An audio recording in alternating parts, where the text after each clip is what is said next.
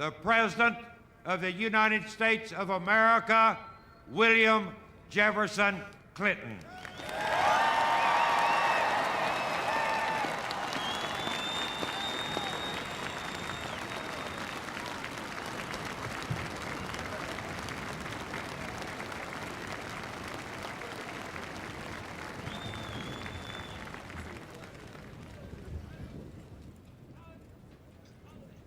My fellow citizens, at this last presidential inauguration of the 20th century, let us lift our eyes toward the challenges that await us in the next century. It is our great good fortune that time and chance have put us not only at the edge of a new century in a new millennium, but on the edge of a bright new prospect in human affairs, a moment that will define our course and our character for decades to come. We must keep our old democracy forever young. Guided by the ancient vision of a promised land, let us set our sights upon a land of new promise. The promise of America was born in the 18th century out of the bold conviction that we are all created equal. It was extended and preserved in the 19th century when our nation spread across the continent, saved the Union, and abolished the awful scourge of slavery. Then, in turmoil and triumph, that promise exploded onto the world stage to make this the American century. And what a century it has been. America became the world's mightiest industrial power, saved the world from tyranny in 2 world wars and a long Cold War, and time and again reached out across the globe to millions who, like us, long for the blessings of liberty. Along the way, Americans produced the great middle class and security in old age, built unrivaled centers of learning and opened public schools to all, split the atom and explored the heavens, invented the computer and the microchip, and deepened the wellspring of justice by making a revolution in civil rights for African Americans and all minorities, and extending the circle of citizenship, opportunity, and dignity to women. Now, for the 3rd time, a new century is upon us, and another time to choose. We began the 19th century with a choice to spread our nation from coast to coast. We began the 20th century with a choice to harness the Industrial Revolution to our values of free enterprise, conservation, and human decency. Those choices made all the difference. At the dawn of the 21st century, a free people must now choose to shape the forces of the information age and the global society, to unleash the limitless potential of all our people, and yes, to form a more perfect union. When last we gathered, our march to this new future seemed less certain than it does today. We vowed then to set a clear course to renew our nation.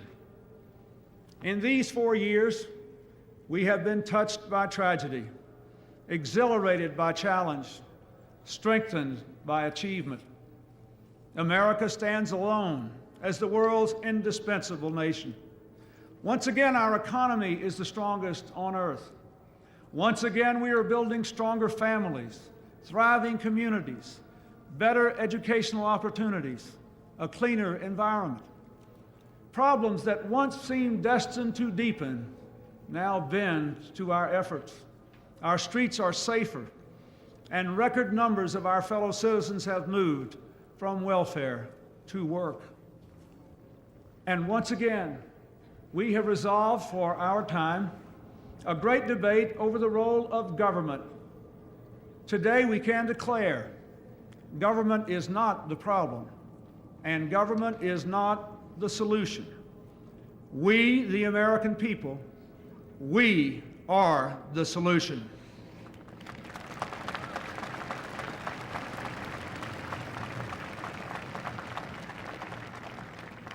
Our founders understood that well and gave us a democracy strong enough to endure for centuries, flexible enough to face our common challenges and advance our common dreams in each new day. As times change, so government must change. We need a new government for a new century, humble enough not to try to solve all our problems for us, but strong enough to give us the tools to solve our problems for ourselves. A government that is smaller, lives within its means, and does more with less. Yet where it can stand up for our values and interests around the world, and where it can give Americans the power to make a real difference in their everyday lives, government should do more, not less. The preeminent mission of our new government is to give all Americans an opportunity, not a guarantee, but a real opportunity to build better lives.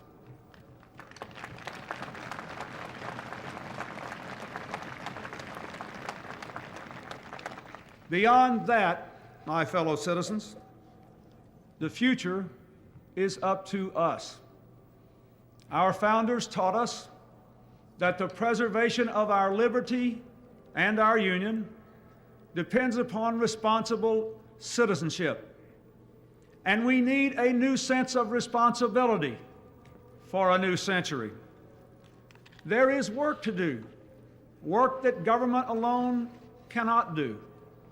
Teaching children to read, hiring people off welfare rolls, coming out from behind locked doors and shuttered windows to help reclaim our streets from drugs and gangs and crime, taking time out of our own lives to serve others. Each and every one of us, in our own way, must assume personal responsibility, not only for ourselves and our families, but for our neighbors and our nation.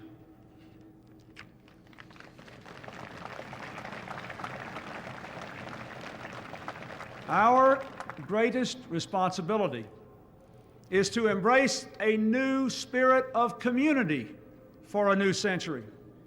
For any one of us to succeed, we must succeed as one America. The challenge of our past remains the challenge of our future. Will we be one nation, one people with one common destiny or not? Will we all come together or come apart? The divide of race has been America's constant curse. And each new wave of immigrants gives new targets to old prejudices. Prejudice and contempt, cloaked in the pretense of religious or political convictions, are no different.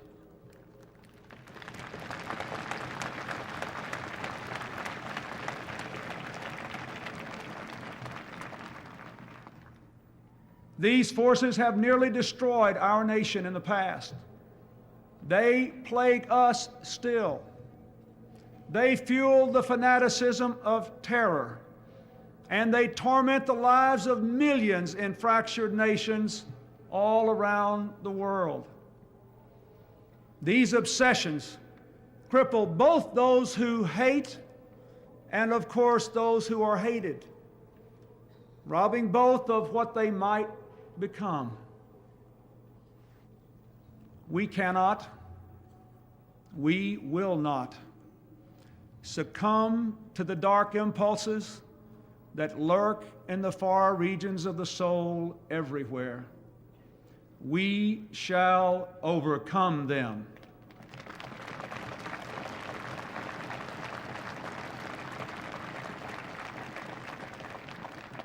and we shall replace them with the generous spirit of a people who feel at home with one another. Our rich texture of racial, religious, and political diversity will be a godsend in the 21st century.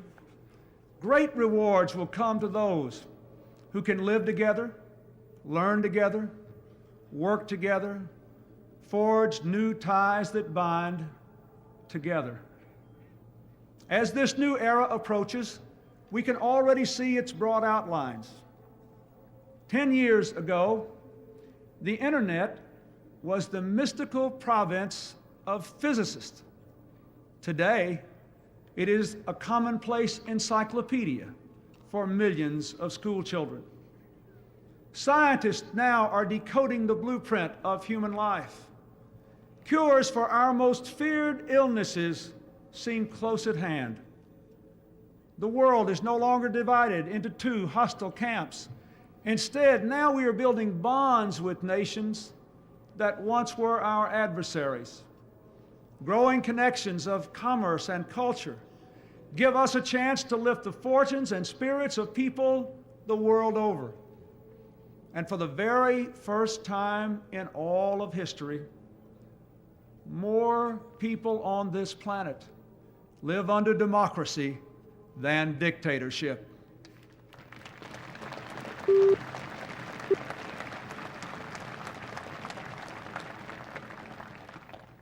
My fellow Americans, as we look back at this remarkable century, we may ask, can we hope not just to follow, but even to surpass the achievements of the 20th century in America, and to avoid the awful bloodshed that stained its legacy? To that question, every American here and every American in our land today must answer a resounding yes.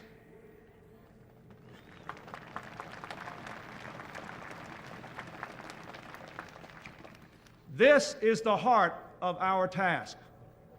With a new vision of government, a new sense of responsibility, a new spirit of community, we will sustain America's journey. The promise we sought in a new land, we will find again in a land of new promise.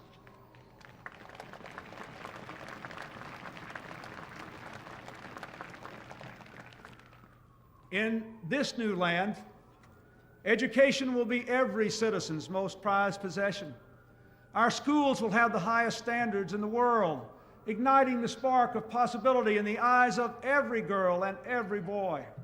And the doors of higher education will be open to all.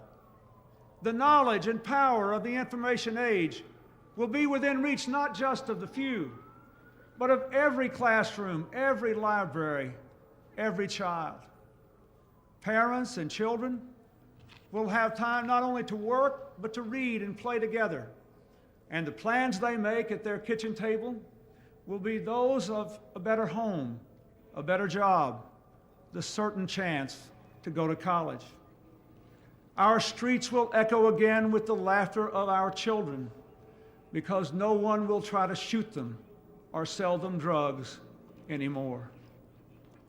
Everyone who can work will work, with today's permanent underclass part of tomorrow's growing middle class.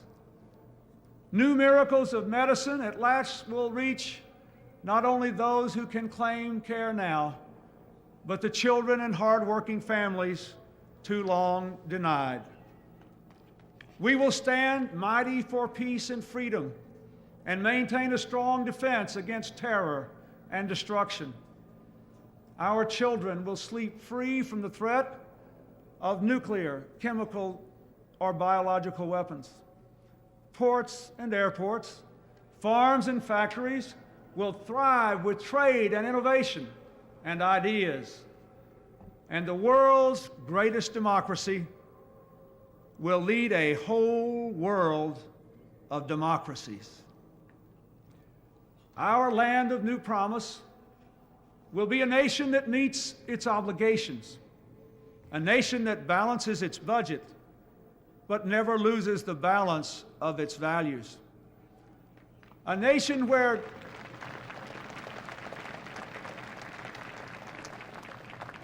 our grandparents have secure retirement and health care, and their grandchildren know we have made the reforms necessary to sustain those benefits for their time.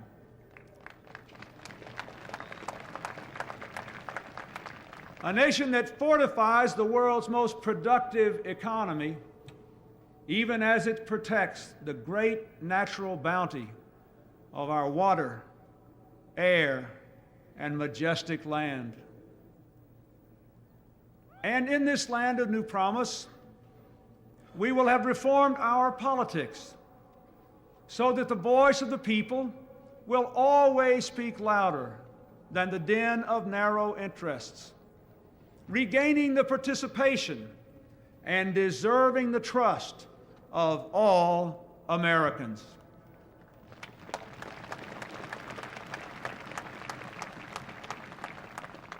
Fellow citizens, let us build that America, a nation ever moving forward toward realizing the full potential of all its citizens. Prosperity and power, yes, they are important, and we must maintain them. But let us never forget the greatest progress we have made and the greatest progress we have yet to make is in the human heart. In the end, all the world's wealth and 1,000 armies are no match for the strength and decency of the human spirit.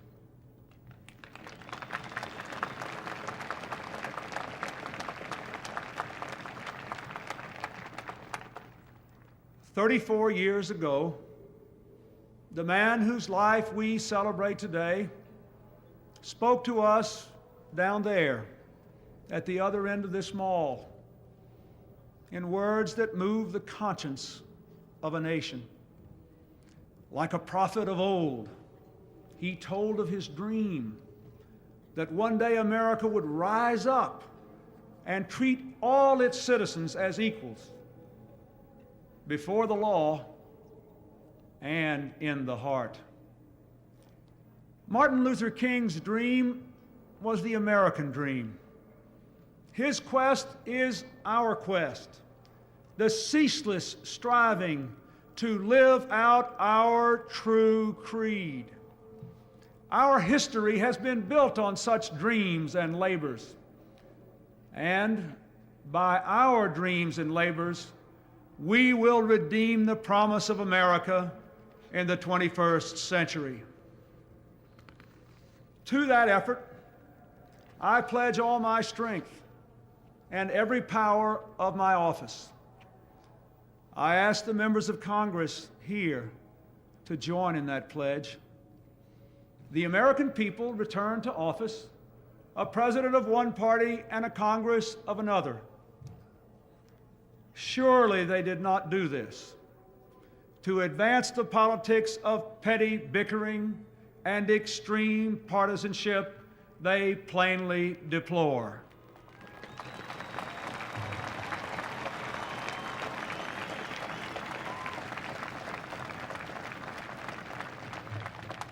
No, they call all us instead to be repairers of the breach and to move on with America's mission. America demands and deserves big things from us, and nothing big ever came from being small.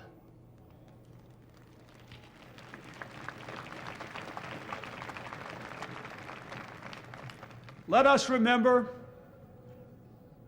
the timeless wisdom of Cardinal Bernardin when facing the end of his own life.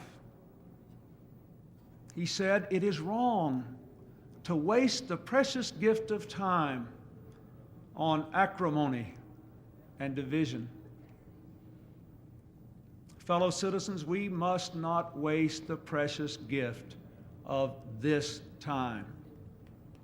For all of us are on that same journey of our lives. And our journey, too, will come to an end. But the journey of our America must go on. And so, my fellow Americans, we must be strong, for there is much to dare. The demands of our time are great, and they are different. Let us meet them with faith and courage, with patience and a grateful, happy heart. Let us shape the hope of this day into the noblest chapter in our history. Yes, let us build our bridge.